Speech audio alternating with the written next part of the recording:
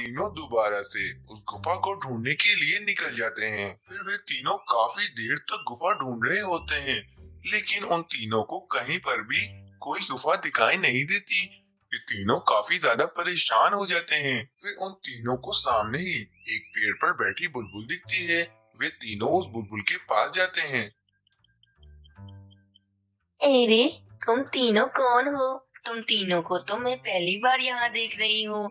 कौन से जंगल से आए हो तुम तीनों? बुलबुल बहन, हम सामने वाले जंगल से आए हैं। हम यहाँ पर एक गुफा तलाश कर रहे हैं, लेकिन हमें तो वे गुफा मिल ही नहीं रही। तुम लोग उस गुफा को क्यों ढूंढ रहे हो? आखिर उस गुफा में ऐसा क्या है? तुम तीनों इतने परेशान हो, आखिर उस गुफा में ऐसा क्या है? मुझे भी तो बताओ। अरे नहीं नहीं बुलबुल बहन, उस गुफा में ऐसा कुछ भी नहीं है। बल्कि हमें पता चला है उस गुफा में एक उल्लू साधु रहते हैं। हमें उन उल्लू साधु से कुछ काम है, इसीलिए हम उस गुफा को ढूंढ रहे हैं। अरे, मुझे पता है कि वे गुफा कहाँ है। चलो तुम लोगों को बता देती हूँ। यहाँ से तुम लोग सामने जाओगे तो तुम लोगों को वे गुफा मिल जाएगी। Please subscribe, like and press the bell icon. फिर वे तीनों बुलबुल की बात मानकर सामने गुफा की तरफ जाने लगते हैं। फिर वे तीनों उस गुफा को ढूंढते हुए उस गुफा के पास आकर बैठ जाते हैं।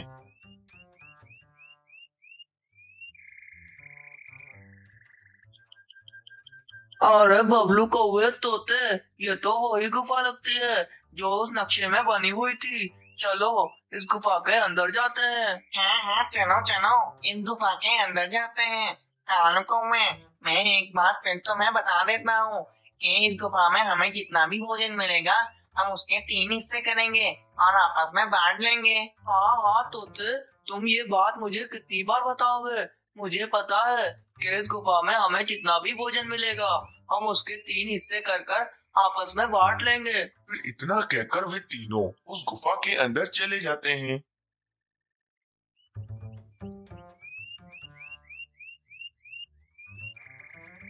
फिर वे तीनों उस गुफा के अंदर आते हैं तो वे लोग देखते हैं कि वाकई उस गुफा में काफी सारा भोजन पड़ा हुआ होता है। अरे वाह भाई वाह, इस गुफा में तो काफी सारा भोजन पड़ा हुआ है। अरे अब तो हम तीनों के मजे ही लग गए। हाँ हाँ तोते, ये तो बहुत सारा भोजन है। इतना सारा भोजन तो मैंने अपनी जिंदगी में कभी भी नहीं देखा है। अरे चलो फिर देरी किस बात की है, हम लोग इस सारे भोजन के 3 हिस्से कर लेते हैं और आपस में बांट लेते हैं। अरे बबलू कौवे, थोड़ा धीरज रखो। अभी अभी तो हम इतनी मुश्किलों से इस गुफा को ढूंढते ढूंढते आए हैं।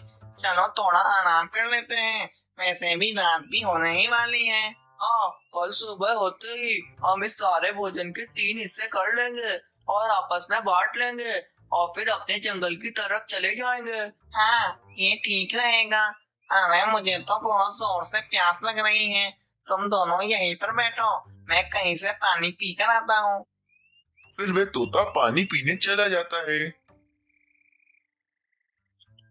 फिर वह तोता पानी पीने के लिए एक तालाब के पास आता है तो वे देखता है कि तालाब के पास एक उल्लू तड़प रहा होता है और वे बहुत जोर से चीख भी रहा होता है। अरे उल्लू, क्या हो गया तुम्हें? तुम ऐसे क्यों तड़प रहे हो? तुम्हें क्या हुआ है? तोते, ये फूल जहरीले हैं और मैंने इनको खा लिया है।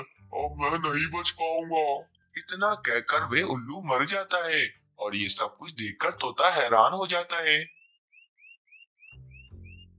अरे ये फूल इतने जहरीले हैं, क्या ये उल्लू ने इन फूलों को खा लिया और ये उल्लू फौरन ही मर गया? वही कालू कौवा और बबलू कौवा भी बातें कर रहे होते हैं। अरे बबलू कौवे, मेरे दिमाग में एक योजना आ रही है।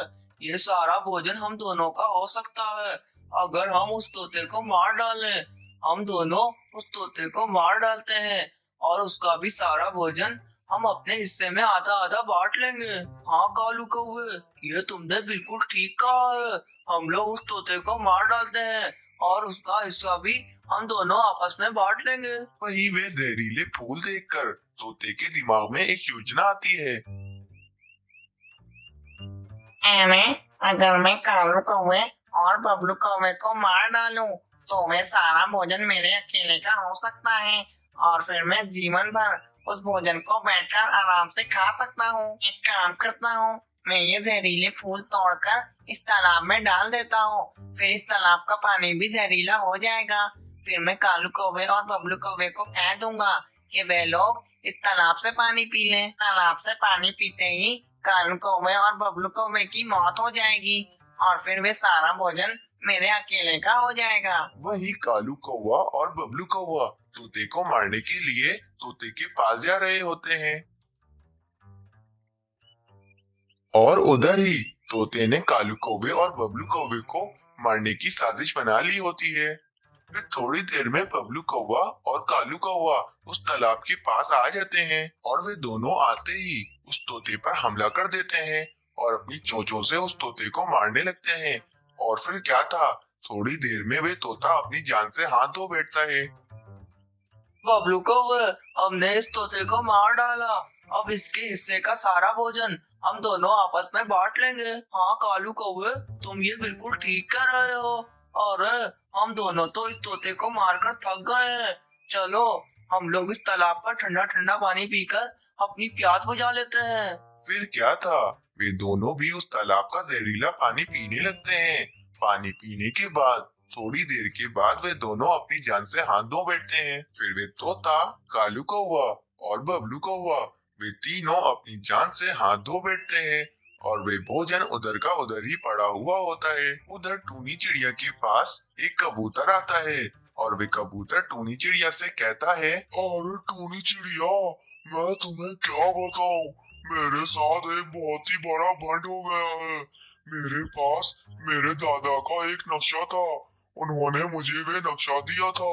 वे नक्शा मेरे लिए बहुत कीमती था, लेकिन वे नक्शा मुझसे कहीं खो गया है। उस नक्शे में एक गुफा का रास्ता था, उस गुफा में काफी सारा भोजन था। कबूतर भैया, आप कहीं उस नक्शे की बात तो नहीं कर रहे हैं जो नक्शा मुझे मिला था? उस नक्शे में एक गुफा का रास्ता था।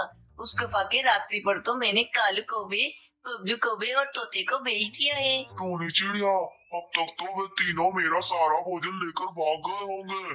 चलो तुम मुझे जल्दी से नक्शे में से उस गुफा का रास्ता बताओ, मैं चाहता हूँ उस गुफा में। फिर अचानक टूनी चिड़िया के घोंसले में टूनी चिड़िया की बहन कोमल चिड़िया आ जाती है।